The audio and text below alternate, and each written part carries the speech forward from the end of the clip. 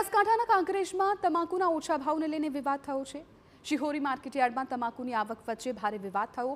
હરાજીમાં તમાકુના ભાવ 1500 થી 2155 સુધી મળ્યા। સિઝનની શરૂઆત સાથે જ ખેડૂતોમાં ફાટી નીકળ્યો છે રોષ। પાણીના ભાવે તમાકુ વેચવું પડે તેવી સ્થિતિ તેવું ખેડૂતો કહી રહ્યા છે। ખરીદી દરમિયાન વેપારીઓ ખેડૂતોને લૂંટતા હોવાનો આરોપ લગાવવામાં આવ્યો છે।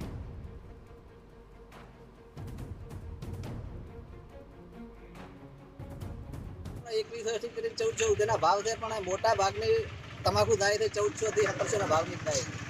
मलाई 2100 पोसाता नहीं, 3000 पार हो तो भाव पोसाय थे। 2000 થી स्टार्ट था वो।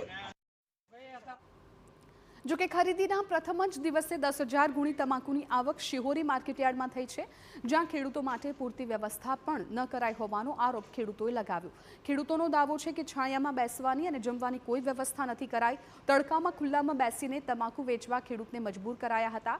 સાથે જ ખેડૂતોનો દાવો છે કે ખુલ્લામાં પડેલી ગુણીઓને કારણે હવામાનથી નુકસાનની પણ ભીતિ સેવાઈ રહી છે।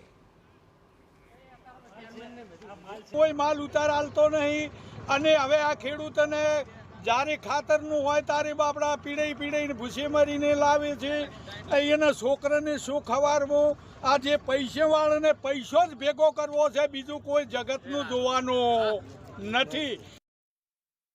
બીજી તરફ વેપારીઓનું કહેવું છે કે ખેડૂતોને પોષણક્ષમ ભાવ અપાઈ રહ્યા છે। સાથે જ ખેડૂતો માટે ખરીદી કેન્દ્ર પર તમામ વ્યવસ્થા કરવામાં આવી છે।